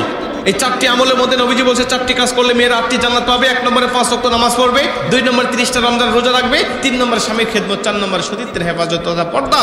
এই 4টি কাজ করলে নবীজি বলে 8টা জান্নাতের দরজা মেয়েদেরকে ডাকতে থাকবে, বলবে আসো আমার ভিতর দিয়ে জান্নাতের মধ্যে প্রবেশ করো, এবং ওই জান্নাতি মহিলারা তখন এই দরজাগুলোর মধ্য দিয়ে জান্নাতের মধ্যে প্রবেশ করবে। কারি আব্দুল বাসিতের মা বলছে এই 4টি আমল ছিল। আর অতিরিক্ত 2টা আমলের মধ্যে একটা আমল হলো, আমি কারি আব্দুল বাসিতের মা, কারি আব্দুল বাসিত পেটে আসার আগে, পেটে থাকার পরে, পেট থেকে বের হওয়ার পরে আমি প্রতিদিন রুটিন করে করে আজও পর্যন্ত 2 বেলা কোরআনুল কারীমের তেলাওয়াত করি। আজকে মা বোদের কণ্ঠে কোরআনের তেলাওয়াত আছে, একেবারে বিলুপ্ত হয়ে গেছে। আগে মুরব্বীদের কণ্ঠে শুনতাম যে পুরুষেরা ফজরের নামাজ পড়ে যখন মসজিদ থেকে ঘরে আসতো, প্রত্যেকটা ঘর থেকে মেয়েদের কণ্ঠে গুনগুন গুনগুন করে কুরআনুল কারীমের তেলাওয়াতের আওয়াজ ভেসে আসতো। ঠিক কিনা বলেন? আজকে কোরআনের তেলাওয়াতের আওয়াজ আসে না। আওয়াজ আসে ঠিক ওই ভারতের স্টার জলসা, জি বাংলা, কিরণমালা, হিন্দি সিরিয়াল, এই সমস্ত আওয়াজগুলো ভেসে আসে। আজকে কোনটা মুসলমানের ঘর আর কোনটা হিন্দুর ঘর বোঝা বড় কঠিন হয়ে গেছে। কথা কোন ঠিক কিনা? আল্লাহ পাক আমাদের ঘরগুলোকে হেফাজত করুন, জোরে বলুন আমিন। এই ঘরে কখনো শান্তি থাকবে না। যেই ঘরে এই সিরিয়ালগুলো চলে, হিন্দি সিরিয়াল চলে, ওই ঘরে দেখবেন সবসময় অশান্তি লেগেই থাকে। বউ শাশুড়ির মধ্যে কোনো মিল নাই, বউ শ্বশুরের মধ্যে কোনো মিল নাই, স্বামী স্ত্রীর মধ্যে কোনো মিল নাই। বউ শাশুড়ির মধ্যে সর্বসময় দেখবেন যে ঝগড়া চলতেই আসছে। ছেলে সারাদিন কাজকর্ম করে বাসায় আসে, এসে দেখে যে মা আর বউ ঝগড়া লাগাইছে। আছে না নাই? বউ শাশুড়ির যুদ্ধ সাতক্ষীরায় আছে। যদি থাকে একটা তাবিজ দিয়ে যাই, আপনাদেরকে দেবো কি? একটা তাবিজ দিয়ে যাই, তাবিজ ব্যবহার করলে ওই ঘরে আর বউ শাশুড়ির যুদ্ধ থাকবে না। যেহেতু মা বোনরা আছে, মা বোনের তাবিজটা একটু নেন। তাবিজটা কি? শামসুল হক ফরিদপুরের রহমাতুল্লাহর কাছে এক মেয়ে গেছে, কে বলছে হুজুর আমার শাশুড়ি সারাদিন রাত দিন 24 ঘন্টা আমার সাথে ঝগড়া করে, একটা তাবিজ দেন যাতে আমার শাশুড়ির মুখ বন্ধ হয়ে যায়, আমার সাথে ঝগড়া কথাই না বলতে পারে। হুজুর ডাক দেখে, মারে জীবনে বহু তাবিজ মানুষকে দিলাম, কিন্তু এই মুখ বন্ধ হওয়ার তাবিজটা আবিষ্কার করতে পারিনি। হুজুর ইসলাম স্বয়ং সম্পূর্ণ একটা সমাধান তো আপনি আমাকে দিবেন। একটা তাবিজ আমার কাছে আছে। কি তাবিজ? তাবিজটা যদি তুই নিয়মিত ব্যবহার করতে পারিস, তাইলে তোর শাশুড়ি তোকে নিজের মেয়ের মতো ভালোবাসবে। বলছে হুজুর এই তাবিজ তো আমার লাগবে, দেন। বলছি শোন হুজুর, একটা এরকম সাদা কাগজ জড়ায়া ওর হাতে দিয়ে বলে, শোন এই তাবিজটা তুই নিয়ে যাবি, সব সময় তোর কাপড়ের আসলে বেঁধে রাখবি, এটা গলায়ও বাঁধবি না, মাজায়ও বাঁধবি না, হাতেও বাঁধবি না, সব সময় তোর কাপড়ের আসলে রাখবি।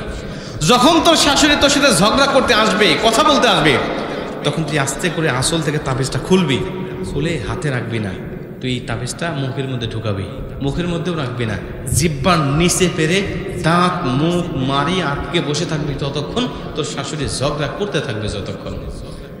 খবরদার তুই কথা বলবি না, যদি কথা বলিস তাবিজে যদি বাতাস লাগে তাহলে কিন্তু তাবিজের কাজ করবে না। ও মনে করছে কোনো সমস্যা নেই, পারবো না, বলছে হুজুর ঠিক আছে কোনো সমস্যা নেই, দেন, নিয়ে চলে গেছে। হুজুর বলছে শোন, তাবিজ যখন বের করবি, শাশুড়ি যখন ঝগড়া বন্ধ করবে, তাবিজটা বের করে 1 মাস তোর শাশুড়ির কোনো কথার উত্তর দিতে পারবি না, হাসি মুখে তুই সংসারে কাজকর্মগুলো করবি। বলছে হুজুর ঠিক আছে, নিয়ে চলে গেছে। কিছুক্ষণ পরে শাশুড়ি আসছে, এতক্ষণ কই গেছিলা, সংসারে এত কাজকর্ম পড়ে আছে, কিন্তু শাশুড়ি আছে দেখবেন বেটার উপর পায়ের উপরে পা দিয়ে ঝগড়া করার তাল খোঁজে, আছে না নাই? আছে। ওর শাশুড়ি এই কোয়ালিটির, ও ডাক দিয়ে এতক্ষণ কই গেছিলা বিভিন্ন কথাবার্তা বলে যখন ঝগড়া পাকায়া দিছে, তখন বেটার বউ কথা বলতে যাবে, মাথায় কেবলে ওড়না পেঁচাইতে গেছে, হঠাৎ তাবিজের কথা মনে হয়েছে, তাবিজটা খুলে নিয়ে মুখের মধ্যে ঢুকাইয়া চুপ করে বসে। বেটার বউর অবস্থা থেকে শাশুড়ি চিন্তা করে ঘটনা কি, আমার বেটা বউ এরকম আজকে আল্লাহর ওলি হয়ে গেল, ঘটনা কি? এক কথাও বলে না, একা একা বেশিক্ষণ কথা বলা যায়? ঝগড়া বন্ধ। কিছুক্ষণ পরে শাশুড়ি যেই ঝগড়া বন্ধ করছে, তাবিজটা মুখের মধ্যে থেকে খুলে নিয়ে ও কাজকর্ম শুরু করছে, কোনো কথার উত্তর নেই।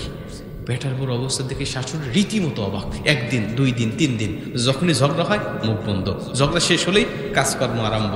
শাশুড়ি চিন্তা করলেন নিঃসন্দেহে আমার বেটার বউ ভালো হয়ে গেছে, ওর সাথে আর কোনো ঝগড়া হবে না, একেবারে মা মেয়ের সম্পর্ক তৈরি হয়ে গেছে। 7 দিনের মধ্যেই তাবিজটা নিয়ে হুজুরের কাছে একদম, হুজুর আপনি কইছিলেন তাবিজ কাজ করে না, এই তাবিজ এত কাজ করছে, আমার সংসার এখন জান্নাতি সংসার হয়ে গেছে।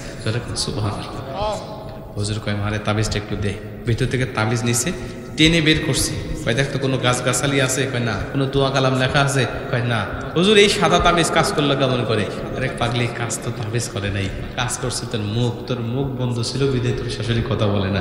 তুই একদিন তোর শাশুড়ি একদিন কথা বললে, 10টা কথা বললে তুই 100 কথা শোনায় দিস, তোর শাশুড়ি 100 কথা বললে তুই 1000 কথা শোনায় দিস। ওর সংসারে ঝগড়া তো নিচে নামবে না, মিটবে না, ওর সংসারে ঝগড়া আস্তে আস্তে উপরে উঠবে। কথা বলেন ঠিক কি না?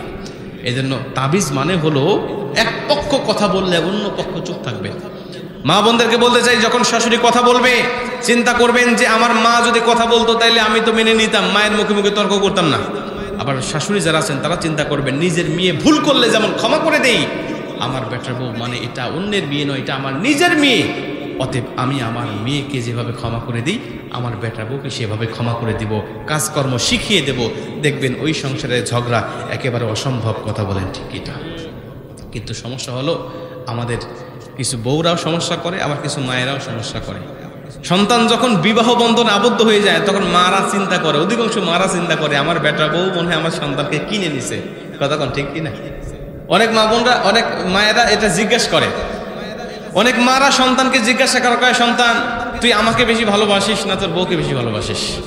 আছে না নাই? আমাকে বেশি ভালোবাসিস না তোর বউকে বেশি ভালোবাসিস? এক চালাক ছেলে উত্তর দিছে। ওই চালাক ছেলে ডাক দেখে, মা আমি তোমার ছেলে, আমি যদি তোমাকে মা বলি তোমার ভাল লাগে না? হ্যাঁ ভাল লাগে। তুমি আমাকে 10 মাস 10 দিন পেটে রাখছো না? হ্যাঁ পেটে রাখছি। কষ্ট হয়েছে না? মা বলছে, ছেলে অনেক কষ্ট হয়েছে, আমি কত কষ্ট করে তোকে লালন পালন করছি জানিস? কেঁদে ফেলছে মা আমি জানি তুমি আমাকে অনেক কষ্ট করে লালন পালন করছো, আমি এত কষ্ট করে লালন পালন করেছো, 2 বছর দুধ পান করেছো, এরপরে যখন আমি আস্তে আস্তে কথা বলা শিখলাম তোমাকে মা বলে ডাক দেই, তুমি কিন্তু ওই কষ্ট আর মনে রাখো নাই, সব কিছু ভুলে গেছো। হ্যাঁ এখন আমার আর কোনো কষ্ট নেই। ছেলে ডাক দিয়ে কয়, মা আমাকে তুমি লালন পালন করেছো, কষ্ট করেছো, এরপরে আমি তোমাকে মা বলে রাখি, এখন তোমার ভালো লাগে, কিন্তু পরের একটা মেয়ে, সে পরের বাড়িতে লালিত পালিত হয়েছে, পরের বাড়িতে বড় হয়েছে, পরের বাড়িতে লেখাপড়া শিখেছে, সব কিছু করেছে পরের বাড়িতে, তোমার কোনো কষ্ট হয় নাই, অথচ সেই মেয়েটা পরের একটা মেয়ে, সে আমার বাড়িতে এসেই তোমাকে মানে আমার মাকে যেই মেয়েটা মা বলে রাখে, তো আমি তাকে ভালোবাসবো না তো বাসবো কাকে? মা তো খুশি হয়ে গেছে, আমার সন্তান আমার বেটার বউকে ভালোবাসে, তাইলে তো আমার জন্যই, এজন্য মাটা খুশি হয়ে গেছে। প্রিয় ভাইরা, প্রিয় মা বোনেরা, আমি আপনাদেরকে বলি কখনো এইভাবে সন্তানগুলোকে তফাৎ করবেন না। বলবেন না যে তুই তোর সন্তান তোর বউকে বেশি ভালোবাসিস নাকি আমাকে বেশি ভালোবাসিস। মা হিসাবে মাকে সন্তান সর্বোচ্চ ভালোবাসবে, আবার বউ হিসাবে স্বামী অবশ্যই বউকে সর্বোচ্চ ভালোবাসবে। কথা বলে ঠিক কিনা? দুইজনের ভালোবাসাই তো আলাদা। মায়ের ভালোবাসা মায়ের জায়গায়, স্ত্রীর ভালোবাসা স্ত্রীর জায়গায়, দুই ভালোবাসা এক হতে পারে না। কথা বলেন ঠিক কি? আল্লাহ পাক আমাদের সংসারগুলোকে জান্নাতি সংসার হিসেবে কবুল করুক, জোরে বলেন আমিন। মুসলমান ভাইরা লক্ষ্য করেন, তাইলে আমি আপনাদেরকে জান্নাতি মৃত্যুর আলামত বলতেছিলাম 4 নম্বরে আল মাউতু আলা আমালিন সালেহ। যেই ব্যক্তি আমলে সালেহ করতে করতে দুনিয়া থেকে বিদায় নিয়ে চলে যাবে, আল্লাহর নবী বলে তাকে জান্নাতি মৃত্যু দেওয়া হবে। 5 নম্বরে নবী যে বলে মা মিন মুসলিমিনা ইয়ামুতু ইয়াউমুল জুমআতি আও লাইলাতিল জুমআ ইল্লা ওয়াকাহুল্লাহু ফিতনাতাল কবর। নবী যে বলে যেই ব্যক্তি জুমার রাতে আর জুমার দিনে দুনিয়া থেকে বিদায় নিয়ে চলে যাবে, আমার আল্লাহ পাক তাকেও জান্নাতি মরণ দান করবে। জোরে কোন সুবহানাল্লাহ। জুমার দিনে আর জুমার রাতে, এই হাদিসটা খুব ভালো করে শোনেন। অনেকে ভাবতেছেন জুমার দিনে জুমার রাতে তো অনেক বেনামাজিও মারা যায়, অনেক সুদখোর ঘুষখোরও তো মারা যায়, যায় কি যায় না? এখন নবীজি বলছে জুমার রাতে মারা গেলে শুধু জান্নাতি হবে তা নয়, ইল্লা ওয়াকাহুল্লাহু ফিতনাতাল কবর, ওর কবরে কোনো ফিতনাই নাই যদি সে জুমার দিনে আর জুমার রাতে মারা যেতে পারে। এখন আমার নবী জানতেন আমার উম্মতের মধ্যে প্রশ্ন আসবে যে তারা বেনামাজি মারা গেলে জান্নাতি হবে কিনা, কাফের মুশরিক যদি জুমার দিন মারা যায় জান্নাতি হবে কিনা, এই প্রশ্নটা আসবে। এই জন্য আমার নবী এই হাদিসের শুরুতে একটা শর্ত দিয়ে দিয়েছেন, শর্ত আরোপ করে দিয়েছেন যে মুসলিম হতে হবে, মুমিন হতে হবে। মা মিন মুসলিমিনা ইয়ামুতু ইয়াউমুল জুমআতি আও লাইলাতিল জুমআ ইল্লা ওয়াকাহুল্লাহু ফিতনাতাল কবর। যদি কোনো মুসলিম জুমার দিনে মারা যায়, জুমার রাতে মারা যায়, তবেই সেই ব্যক্তি জান্নাতি মরণ পাবে। সুবহানাল্লাহ। এখন মুসলিম কাকে বলে? কোন সুদখোর কি মুসলিম হতে পারে? জোরে বলেন, সুদখোর মুসলিম হতে পারে? কোন বেনামাজি মুসলিম হতে পারে? নবীজি বলে সুদখোর বেনামাজির দূরের কথা, যখন কোনো ব্যক্তি মিথ্যা কথা বলে, এই মিথ্যা কথা বলার সময় তার ঈমান থাকে না, কারণ কোনো মুমিন কখনো মিথ্যা কথা বলে না। যখন সে মিথ্যা বলে তখন তার ঈমানটা কাটা হয়ে যায়। আর এই অবস্থায় যদি আপনি জুমার দিন কেন কাবা শরীফের ভিতরে গিয়ে রমজান মাসেও যদি আপনি মারা যান, তারপরেও আপনার জান্নাতি আপনার কপালে থাকবে না। এজন্য নবীজি শর্ত দিয়েছেন মুসলিম হতে হবে, মুসলিম হয়ে মারা গেলে সে জান্নাতি মরণ পাবে। এটা হলো 5 নম্বর। 6 নম্বরে নবীজি বলেন যে ব্যক্তি দুনিয়ার জমিন থেকে বিদায় নেয় শহীদ অবস্থায়, শহীদ হয়ে যারা দুনিয়ার থেকে বিদায় নিয়ে চলে যায়, আবার আল্লাহ পাক তাদেরকেও জান্নাতি মরণ দান করে দেয়। সুবহানাল্লাহ। শহীদ কাকে বলে? যারা আল্লাহর জমিনে আল্লাহর দ্বীনকে বাস্তবায়ন করার জন্য নিজের জীবনকে বাজি রেখে যারা লড়ে যায়। আজকে যারা ফিলিস্তিনে দুনিয়ার জমিন থেকে পাখির মতো যাদেরকে বিদায় করে দেওয়া হচ্ছে, ভাই ঝোড়ো বাতাসে ঝোড়ো হাওয়ায় গাছের শুকনা পাতা খড়কুটা যেমন আকাশের দিকে উড়ে যায়, আজকে ফিলিস্তিনের লাশগুলো ঠিক সেভাবে বোমার আঘাতে আকাশের দিকে উঠতেছে। কথা কোন ঠিক কিনা? দেখছেন না আপনারা? কোন মানুষ, কোন কঠোর হৃদয়ের মানুষ এই দৃশ্যগুলো দেখে চোখের পানি স্থির রাখতে পারে না যে বোমার আঘাতে মানুষের লাশ আকাশের দিকে উড়ে যাচ্ছে। আর আজকে গোটা বিশ্ব এগুলো দেখে নীরব ভূমিকায় দর্শকের ভূমিকা তারা পালন করতেছে। কথা কোন ঠিক কিনা? কোথায় ওয়াইসি, কোথায় আরব বিশ্ব, কোথায় বিশ্বের 57টা মুসলিম রাষ্ট্র, 57টা মুসলিম রাষ্ট্রের নায়ক আজকে কোথায় আছে? এগুলো তারা দেখতেছে আর বলতেছে আমরা একা একা এখন কি করব? আপনি একা কে বলেছে? আপনার সাথে আল্লাহ আছে, আপনার সাথে গোটা 200 কোটি মুসলমান আছে। কথা ঠিক কিনা? যদি একজন উঠলেই তো হয়ে যায়, কিন্তু কেউ উঠতেছে না। এই ফিলিস্তিনিরা কিয়ামতের ময়দানে অবশ্যই আমাদের বিরুদ্ধে আল্লাহ পাকের কাছে মামলা করবে, আমাদের বিরুদ্ধে আল্লাহর কাছে মামলা করবে। আল্লাহ, আমরা শুধু একাই লড়ে গিয়েছিলাম, আমাদের পক্ষে কেউ কথা বলে নাই, কেউ আসে নাই, শুধু নীরব থেকে দর্শকের ভূমিকা পালন করে আমাদের মৃত্যুগুলো তারা দেখেছে। কথা কোন ঠিক কিনা? আল্লাহর কাছে দোয়া করি, আল্লাহ তুমি তাদেরকে হেফাজত করো, এই ইসরায়েলদেরকে তুমি হেদায়েত দান করো। যদি হেদায়েত না থাকে, নমরুদ, ফিরাউন, হারুন, কার, সাদ্দাতের মতো যেভাবে তাদেরকে ধ্বংস করে দিয়েছো, তুমি এদেরকে ঠিক সেভাবেই ধ্বংস করে দাও। জোরে করে আমিন। একটু জোরে বলেন আমিন। প্রিয় ভাইরা আমার, আসেন 6 নম্বর শহীদি মৃত্যু। আমরা যদি এদের পক্ষে কথা বলতে গিয়েও যদি আমার মৃত্যু হয়ে যায়, তারপরে শহীদি মরণ পাবো ইনশাআল্লাহ। এবং যদি আমরা সেদিকে যাই, এই ফিলিস্তিনের পক্ষে আমরা এত কথা বলি কেন জানেন? কারণ ফিলিস্তিনটা আমাদের ইমোশনাল জায়গা, এটা মুসলমানদের একদম প্রাণ কেন্দ্র। এখানে রয়েছে বিশ্বের পৃথিবীর সর্বপ্রথম মসজিদ, এখানে রয়েছে সর্বপ্রথম মসজিদ। এই মসজিদে প্রায় সব নবীদের স্মৃতিচারণ রয়েছে। এই মসজিদে আকসার সাথে সব নবীদের স্মৃতিচারণ রয়েছে। এখানে 1 রাকাত নামাজ পড়লে কোনো বর্ণনা আসছে 500 রাকাত নামাজের সওয়াব পাওয়া যায়, কোনো বর্ণনা আসছে 25,000 রাকাত নামাজের সওয়াব পাওয়া যায়। যেরকম সুবহানাল্লাহ। প্রিয় ভাইরা আমার, আল্লাহ পাক তাদেরকে হেফাজত করুন। এই দোয়া করা ছাড়া তো আমাদের আর কিছু করার নাই, আছে কি ভাই? আর কিছু করে নেই। তবে তাহাজ্জুদ পড়ে তাদের জন্য দোয়া করবেন যেন আল্লাহ পাক তাদেরকে হেফাজত করে। আর আল্লাহ পাক যেন সেই কাবা ঘর যেভাবে আবাবিল দিয়ে রক্ষা করেছিল, আল্লাহ যেন সেই আবাবিলের মতো কিছু পাঠিয়ে যেন আল্লাহ পাক এই ফিলিস্তিনি ভাইদেরকে যেন রক্ষা করে, হেফাজত করে। জোরে বলেন আমিন। আর একটু জোরে বলেন আমিন। 7 নম্বরে জান্নাত দিবে। তো আমি শেষ করে দিচ্ছি, আমার সময় হয়ে গেছে, 1 ঘন্টা পার হয়ে গেছে। আপনারা ধৈর্য হারা হয়ে যাবেন, আপনাদের কষ্ট হচ্ছে আমি জানি। গরমের মধ্যে এখন মাহফিল করা খুবই কষ্ট। প্রত্যেকটা জায়গায় দেখতেছি গরমের মধ্যে কথা বলতে গিয়ে আমাদেরও সমস্যা হচ্ছে, শ্রোতাদেরও সমস্যা হচ্ছে। কারণ এইটা আসলে মাহফিলের সিজন নয়। মাহফিলের সিজন মূলত রমজানের আগে শেষ হয়ে যায়। আপনাদের সাতক্ষীরায় এই শেষের দিকে সিজন লাগে। এই সাতক্ষীরায় এখন মাহফিলের যে চাপ, গোটা বাংলাদেশে এখন আর মাহফিল নেই, কিন্তু সাতক্ষীরায় মাহফিল এখন সবচেয়ে বেশি মাহফিল হয় এই সময়। আর এই ঝড় বৃষ্টি অনেক, আজকে প্রচুর ঝড় হয়েছে, আপনাদেরকে ঝড় হয় নাই। আজকে উত্তরবঙ্গে প্রচুর বৃষ্টি হয়েছে এবং শিলা বৃষ্টি হয়েছে। আমি যখন এখানে আসি তখনও কথা হচ্ছিল পাবনায়, আমার গ্রামের বাড়ি পাবনা, তখন কথা হচ্ছিল যে প্রচুর শিলা বৃষ্টি হচ্ছে। আপনাদের এখানে আল্লাহ পাক হেফাজত করছে। তো এখানে যদি বৃষ্টি হইতো আজকে মাহফিল হইতো, এদিনে খুব রিস্কের মধ্যে পড়ে যেতেন আপনারা। আল্লাহ পাক আমাদের হেফাজত করেছেন, মাহফিল করার তৌফিক দান করেছেন। 7 নম্বরে নবীজি বলে, 7 নম্বরে নবীজি সাল্লাল্লাহু আলাইহি ওয়াসাল্লাম বলেন, যে ব্যক্তি দুনিয়ার জমিন থেকে বিদায় নেয় কি অবস্থায়? ইসলামী রাষ্ট্র সীমান্ত পাহারা দিতে গিয়ে। এটাও শহীদের মধ্যে পড়ে। ইসলামী রাষ্ট্রের সীমান্ত বা ইসলামী রাষ্ট্র পাহারা দিতে গিয়ে কেউ যদি দুনিয়া থেকে বিদায় নিয়ে চলে যায়, এটাও শহীদের মধ্যেই পড়ে। কিন্তু নবীজি বলে, শুধু আল্লাহর রাস্তায় জীবন দেওয়া, ইসলামী রাষ্ট্র পাহারা দেওয়াকেই যদি শহীদ বলে, তাহলে আমার উম্মতের মধ্যে শহীদের সংখ্যা কমে যাবে। এজন্য আমার আল্লাহ শহীদের পাল্লাটাকে ভারী করার জন্য আরো 7টা মরণকে শহীদি মর্যাদা দান করবে। জোরে কোন সুবহানাল্লাহ। একটু মনোযোগ দিয়ে শোনেন, এই 7টা বলতে 2 মিনিট সময় লাগবে। নবীজি বলে, শুধু আল্লাহর রাস্তায় শহীদ হলেই যদি শহীদ হয়, তাহলে আমার উম্মতের মধ্যে শহীদের সংখ্যা কমবে, অন্যান্য নবীর উম্মতরা ভারী হয়ে যাবে। এজন্য আমার আল্লাহ পাক আমার উম্মতকে ভারী করার জন্য আরো 7টা মরণকে শহীদি মর্যাদা দান করেছে।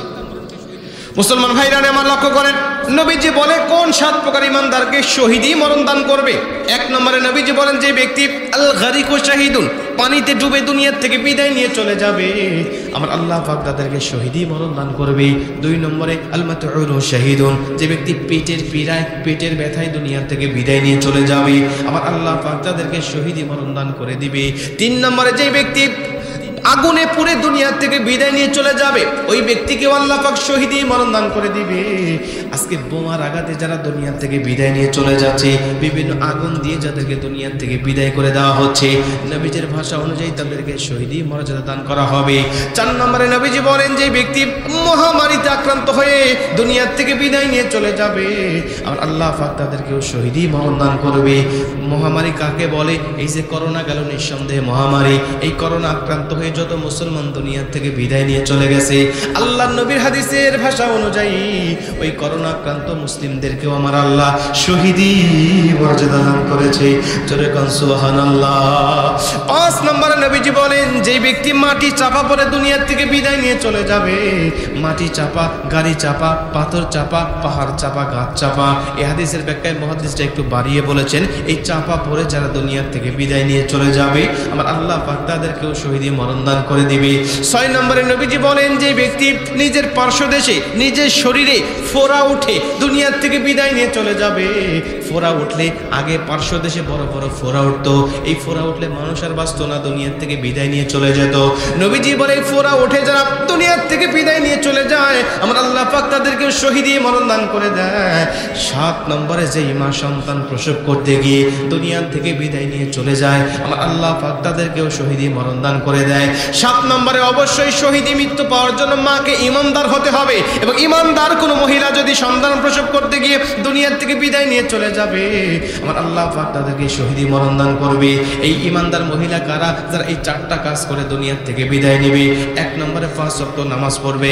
মা বোনরা কিন্তু নামাজ কিন্তু পুরুষের তুলনায় কম পড়ে না, মা বোনরা পুরুষের তুলনায় নামাজ কিন্তু বেশি পড়ে। কিন্তু সমস্যা হলো, নামাজ ওয়াক্ত মতো ফরজ, কিন্তু অধিকাংশ মেয়েরা ওয়াক্ত মতো নামাজ পড়ে না। বিশেষ করে জোহরের নামাজটা অধিকাংশ মা বোনেরা 3টার পরে গিয়ে পড়ে। কথা কোন ঠিক কিনা? ওয়াক্ত মতো নামাজ পড়ে না বিদায় নবীজি বলেন, উরিতুন নার ফাইদা আকসারু আহলিয়ান নিসাউ ইয়াকফুর, আমি অধিকাংশ নারীদেরকে জাহান্নামের মধ্যে দেখেছি, অথচ তারাই জান্নাতে থাকার কথা বেশি ছিল।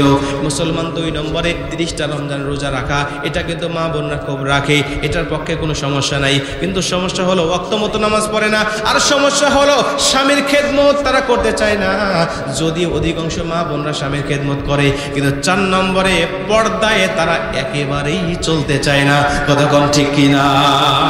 এই জন্য রাসূল সাল্লাল্লাহু আলাইহি ওয়াসাল্লাম বলেন, জাহান্নামের মধ্যে অধিকাংশ নারীদেরকে আমি দেখলাম, বুখারী শরীফের 29 নম্বর হাদিস, নবীজি বলে এদের মধ্যে অধিকাংশ নারীরা আবার জাহান্নামে আসছে তার স্বামীকে একটা কথা বলার কারণে। আমি জিব্রাইলকে জিজ্ঞাসা করলাম, ভাই জিব্রাইল, সে একটা কথা কি? এই যে অধিকাংশ নারীদেরকে জাহান্নামে দেখছি, কি লা ইয়াকফুরনা বিল্লাহ, এরা কি আল্লাহর সাথে কুফরি করার জন্য জাহান্নামে আসছে? জিব্রাইল বলে, নবীজি একজনও কুফরি করার জন্য জাহান্নামে আসে নাই, তাহলে কেন আসছে? এরা স্বামীকে একটা কথা বলতো। কি কথা বলতো? এরা স্বামীগুলো ভালো ছিল, যখন স্ত্রী যেটা চাইতো তখন সেটা দিত, যখন খাবার চাইতো খাবার দিত, পোশাক চাইলে পোশাক দিত, কোনো জায়গায় ঘুরতে যেতে চাইলে শরীয়তের গণ্ডির মধ্যে থেকে সেখানে ঘুরতেও নিয়ে যাইতো। কিন্তু নবীজি কোনোদিন যদি স্ত্রীদেরকে তার স্বামী খুশি করতে না পারতো, সন্তুষ্ট করতে না পারতো, তখন বলতো, ক্বালাত মা রাআইতু মিনকা খায়রান কত্তু, আমি তোমার সংসারে এসে কোনোদিন উত্তম কিছু পাই নাই, আমি তোমার সংসারে এসে কোনোদিন সুখী হতে পারলাম না, আমি উত্তম কিছু পেলাম না, আমি মেয়ে বলে তোমার সংসার করতেছি, অন্য কোনো মেয়ে হলে তোমার সংসারই করতো না। নবীজি বলে, জিব্রাইল বলে, ইয়া রাসূলুল্লাহ, এই যে একটা কথা, ক্বালাত মা রাআইতু মিনকা খায়রান কত্তু, আমি তোমার সংসারে কোনোদিন উত্তম কিছু পাই নাই, এই একটা কথা বলার কারণে আল্লাহ অধিক জোরে বলেন আমিন। তাহলে জান্নাতি মৃত্যুর আলামতের বললাম কয়টা? 7টা। সেইটা জান্নাতি মৃত্যু। আর শহীদি মৃত্যু বললাম 7টা। 7টা জান্নাতি মৃত্যু, 7টা শহীদি মৃত্যু। শহীদরাও জান্নাতি মৃত্যুর মধ্যেই, তার মানে 14টা মৃত্যু কিন্তু আলামত হয়ে গেল। আল্লাহ পাক যেন এই 14টার কোনো একটা যেন আমাদের নসিবে আল্লাহ পাক যেন জুটায় দেয়। জোরে কোন আমিন। আর একটু জোরে বলেন আমিন। আপনাদেরকে খুব কষ্ট হয়ে গেল? আচ্ছা, আলহামদুলিল্লাহ। তাহলে ভাই আমরা শেষ করে দিই। কোনো কথা আছে কি? তাহলে আমরা মুনাজাতের দিকে যাই। আলহামদুলিল্লাহ, আমরা দরুদ ইব্রাহিম পাঠ করে পড়ি। আল্লাহুম্মা সাল্লি আলা মুহাম্মাদ ওয়া আলা আলি মুহাম্মাদ কামা সাল্লাইতা আলা ইব্রাহিম ওয়া আলা আলি ইব্রাহিম ইন্নাকা হামিদুম মাজিদ। আল্লাহুম্মা বারিক আলা মুহাম্মাদ ওয়া আলা আলি মুহাম্মাদ কামা বারাকতা আলা ইব্রাহিম ওয়া আলা আলি ইব্রাহিম ইন্নাকা হামিদুম মাজিদ। اللهم آمين. ربنا ظلمنا أنفسنا وإن لم تغفر لنا وترحمنا لنكونن من الخاسرين. ربنا آتنا في الدنيا حسنة وفي الآخرة حسنة وقنا عذاب النار. আল্লাহ তাআলা কুদরতি নজর দিয়ে তাকিয়ে দেখেন, আমি গুনাহগার আপনার পাকুল বান্দাদেরকে নিয়ে আল্লাহ দীর্ঘ সময় কোরআন হাদিস থেকে আলোচনা করতেছিলাম। আপনার বান্দারা আল্লাহ তাআলা চতুর্থ পাখির মতো তাকিয়ে তাকিয়ে কোরআন হাদিসের কথাগুলো শুনতেছিল। আল্লাহ মেহেরবানি করে কোরআন কারীম শোনার কারণে আল্লাহ তোমার নবী বলে দিয়েছেন, মাজলিসু ফিকহিন খায়রুম মিন ইবাদাতি সিত্তিনা সানা। এরকম দ্বীনি মাজলিসে বসলে 60 বছরের নফল ইবাদতের সওয়াব আমলনামায় দিয়ে দেওয়া হয়। ও আমার আল্লাহ, মেহেরবানি করে আমাদের সবাইকে তুমি কবুল আর মঞ্জুর করে নাও। আল্লাহ আজকের এই মাহফিলটাকে কবুল করে নাও। এই মাহফিলে যারা টাকা দিয়ে, পয়সা দিয়ে, বুদ্ধি দিয়ে, সময় দিয়ে, শ্রম দিয়ে বিভিন্নভাবে সহযোগিতা করেছে, আল্লাহ তুমি সবার সহযোগিতাগুলোকে কবুল আর মঞ্জুর করে নাও।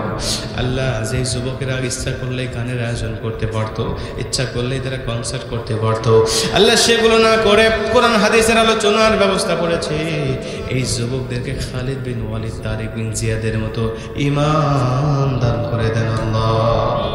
আল্লাহ তাআলা তাদেরকে দুনিয়া এবং আখিরাতের কল্যাণগুলো দান করে দেন। হালাল রিজিক আপনি বৃদ্ধি করে দেন। আল্লাহ তাআলা মেহেরবানি করে সবাইকে আপনি ইসলামের জন্য কবুল করে নেন। আমার সামনে অনেক চুল পাকা, দাড়ি পাকা মুরব্বীরা বসা, অনেক কচি কাঁচা সন্তানরা বসা। আল্লাহ সবাইকে আপনি কবুল করেন, সবাইকে আপনি দুনিয়া আখিরাতের কল্যাণগুলো দান করে দেন। ও আমার আল্লাহ, মেহেরবানি করে আল মামুন নামে ঢাকায় থাকে, আল্লাহ দোয়া চেয়েছে, মেহেরবানি করে তাকে আপনি কবুল আর মঞ্জুর করে নেন। আল্লাহ আরও অনেকে দোয়া চায়, কে কোন নিয়তে দোয়া চায় আমি জানি না, আপনি তো ভালো জানেন। আল্লাহ সবার মনে নেক জায়েদ আশাগুলো পূর্ণ করে দেন। যারা টাকা দিয়েছে, পয়সা দিয়েছে, সময় দিয়েছে, বুদ্ধি দিয়েছে, আল্লাহ সবাইকে আপনি কবুল আর মঞ্জুর করেন। কালকে আমাদের ময়দানে কঠিন মুসিবতের সময় মাথার উপরে যখন সূর্যটা নেমে আসবে, জমিন যখন পুরে তামা তামা হয়ে যাবে, এ মাহফিল আমাদের নাজাতের উসিলা হিসাবে কবুল করে নেয়। পর্দার অন্তরাল থেকে মা বোনেরা হাত তুলেছে, আল্লাহ মা বোনদের কেউ কবুল আর মঞ্জুর করে নেন, মা বোনদের কেউ সুখময় শান্তিময় জীবন দান করে দেন। ও আমার আল্লাহ, মেহেরবানি করে মা বোনদের কেউ আবেদা সালেহা হিসাবে কবুল আর মঞ্জুর করে নেন। আল্লাহ তাআলা মেহেরবানি করে পরিশেষে দোয়া করি, আল্লাহ গোটা বিশ্বের মুসলমানদেরকে কবুল করে নেন। আল্লাহ গোটা বিশ্বের মুসলমানদেরকে আপনি বিজয় দান করে দেন। আল্লাহ ফিলিস্তিনের মুসলমানদেরকে কবুল আর মঞ্জুর করে নেন। গাজার মুসলমানদেরকে আপনি হেফাজত করে নেন।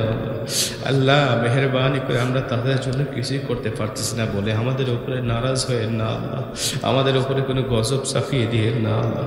আল্লাহ মেহেরবানি করে আমাদের যদি শক্তি থাকতো, সাধ্য থাকতো, আল্লাহ অবশ্যই আমরা তাদের জন্য করতাম আল্লাহ, কিন্তু এখন দোয়া করা ছাড়া আমরা কিছুই করতে পারি না। আল্লাহ মেহেরবানি করে গাজার মুসলিমদেরকে আপনি সম্পূর্ণ রহমতের চাদরে আবৃত করে রাখেন আল্লাহ। আল্লাহ তাআলা ওই বর্বর জাতি ইহুদি জাতিকে আপনি ধ্বংস করে দেন। যদি হেদায়েত না থাকে তাদেরকে আপনি নমরুদের মতো, ফিরাউনের মতো ধ্বংস করে দেন। ও আমার আল্লাহ মেহেরবানি করে আপনি গোটা বিশ্বের মুসলমানদেরকে বিজয় দান করে দেন। বাংলাদেশটাকে আপনি ইসলামী রাষ্ট্র হিসাবে কবুল আর মঞ্জুর করে নেন আল্লাহ। আল্লাহ সব দিয়ে দেখেছি, কোনোটাতেই আমরা শান্তি পাই নাই।